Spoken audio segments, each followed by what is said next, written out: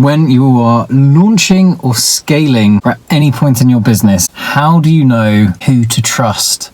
That is what this episode is dedicated to answer. Let's dive in. I spent the last decade launching and growing companies online, all the while learning from the smartest people in growth. And now, for fun, I'm building a new side hustle business, scaling to 10, then 50k per month. The real question is, how will I do this with 2 small kids and working on another business at the same time, completely from scratch? This podcast is here to give you the answer. Join me and follow along as I share my journey growing this new side hustle online business as an already busy dadpreneur. My name is Rich Bowdler, and welcome to the Science of Launch podcast. So I just want to head this off by saying I could totally pretend, and obviously not if you're watching this on video, I could totally pretend like I'm not just sitting in my car shooting this video, but I am. And I could also totally pretend like it's just because we're experiencing a pandemic right now and my studio is not available, but that would be a lie as well. I don't have a studio. I have an office in our spare bedroom, and right now it's kind of late, and my wife has already said to me, I think you should come to bed. And I've said, yeah, I will. I'm in my car, and there you go. That is it. So the TLDR version of this is whatever it is you're trying to accomplish, and I'm going to share a story about this, whatever stage you're at, if you're trying to launch or scale, then find someone who has done the exact thing that you're trying to do. And presumably you're not kind of creating a wildly wacky new market and all the rest of it. Yes, some innovation in what you're doing, whatever, but find someone that has been through the process of what you're trying to do, one.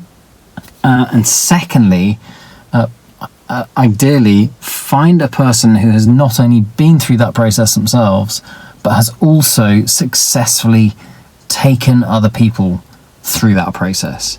And that is both of those pieces are key. Now, and also look, this doesn't just apply to when you're just starting out. This is at every stage in the game, and it can be something that's kind of also easy to forget. I quite like the quote from Goodfellas, which is, they were wise guys, Goodfellas. They come as your friends. They come with smiles. And I kind of like port that over into how you go about looking for advice, or people that offer you advice, people that you seek advice from. It can be all too easy to take advice and take to heart the advice of the people around you, the people who love you, people that are closest to you, but they don't have any experience in what you're trying to do. So I just want to tell you a story. So this is 2018, just shortly after the birth of our first child, and we were on holiday. We were on a Greek island, and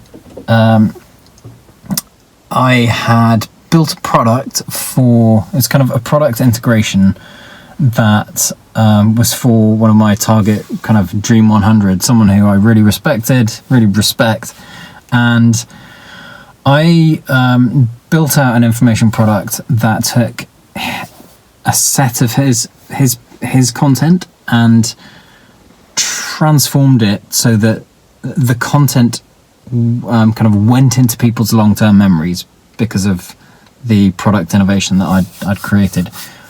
Seriously cool in my own humble opinion, and I'd also taken a bunch of people through that program and had collected thousands of pounds for that as well, from an initial cohort, and that was cool. That was great. And then I got to the end of it and was like, okay, I spent 8 weeks building out a product, and it fits this guy's this guy's listenership. And bear in mind, this guy, he at the time he had about 250,000 people on his list. I had like none. And I'd been in a group with him, been in a room, and we'd had lunch together. And anyway, I reached out to him and said, hey, I have built this, and some people have been through it and they like it. I wonder if you'd like the rest of your readership would be interested in this. Just firing that out there. And his response kind of weirdly unsettled me. I just hadn't really expected it. He just sent an email back to me and said, sure, how much do you want? And I was like, don't know. I think I need to think about this. And I was on holiday trying to, had set up a digital agency and had my first set of early clients that I was juggling there. I was also juggling being a new dad, and there was sand and sun cream and confusion, and I reached out to a friend of mine and said, hey, how would you handle this situation? What do you think I should say? How much do you think I should ask for what I've created? And bear in mind, this friend of mine, he's a good friend and also an astute business guy, but he has never done this specific process before. He's never set up a partnership. He's never done digital product sales. But because I kind of trusted his generic judgment, I asked him, and sure, I could have canvassed opinion from more people. I didn't. The long and short of this is, I went back to this guy who I was trying to partner with, and really clearly overreached, because I suggested something that was like I said, okay, I'll charge you a annual recurring figure per head, which kind of doesn't sound too crazy, but I don't know. I think it clearly was. There was way more to be gained from just the relationship. I could have given it to him for free, and that would have been way more valuable to me than nothing. And anyway, he just came back and said, thanks, it's not right for us at this time. And that was it. And then I kind of followed up a few times after, trying to kind of say, I'd kind of screwed up. Sorry, I was juggling loads of stuff. Totally ghosted. And I was like, oh my God, I've spent 8 weeks building a product and, a good while cultivating getting to a point where he knew who I was and all the rest of it. And the point is, you need to find someone who has done exactly what you're trying to do to help you figure out how to do that and advise you in the best way to go about it. So kind of showing all the warts there, but and this is crazy, right? Because I already knew that there were other people out there who were expert at this kind of thing, setting up partnerships, in particular following a process called Dream 100, which if you are part of the ClickFunnels world, you definitely know of that. It kind of, the name of it originated, I believe, or certainly it's credited as originating from a guy called Chet Holmes. And that's where I first came across it, in his book, The Ultimate Selling Machine. And it's listing out, who is your kind of ideal target partners. And like a slightly crazy man, I had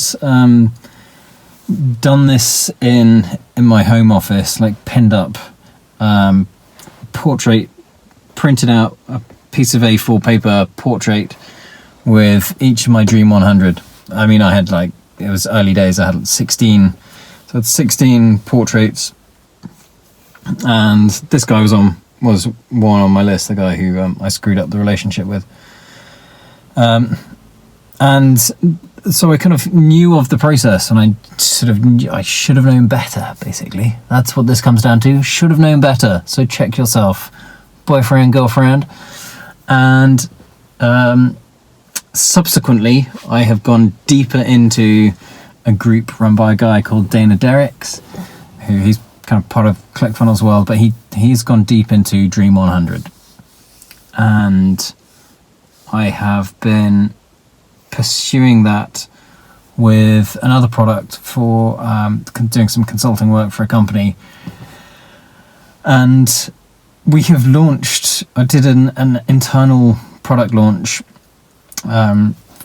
blending together a few different pieces, growth hacking, pricing, survey structure, blah, blah, blah, bundling together, doing an offer stack, and then running a launch as an internal launch for a subscription business, and then have just kind of changed it up a bit and started like listing out Dream 100 partners. It was the start of the pandemic, so lots of people were impacted by obviously impacted by it. So reached out to a bunch of people, and we have done, I mean, in terms of list size, crazy numbers. Like, you know, we've put our brand in front of, I don't know, it's about 1 million people, I think, getting up to that. Is that right? Yeah, I think so. So partnered with some massive festivals and people with, you know, lists of 200,000, ones like 500,000, and just following a clear, coherent process where it's all about value first, and what can we give to the relationship. So what I realized is, I remember going into that kind of slightly kind of crapping myself, thinking, God, just don't screw it up again.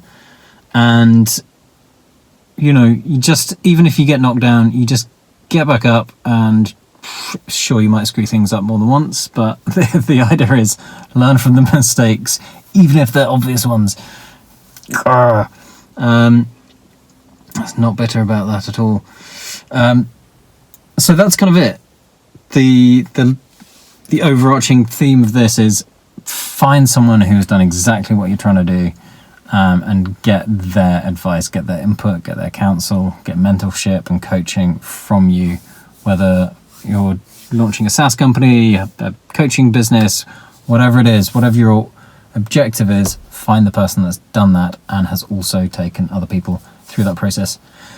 This has been a little sweet joy, my friends. My name is Rich Bowdler, and this is the Science of Launch podcast, show, whatever.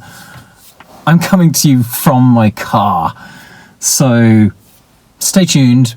Oh yeah, by the way, if you like this episode or like the cut of my jib, then go ahead and smash that subscribe button.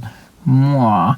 And do feel free to share this with your lovers. All right, my friends, peace out. See you in the next one.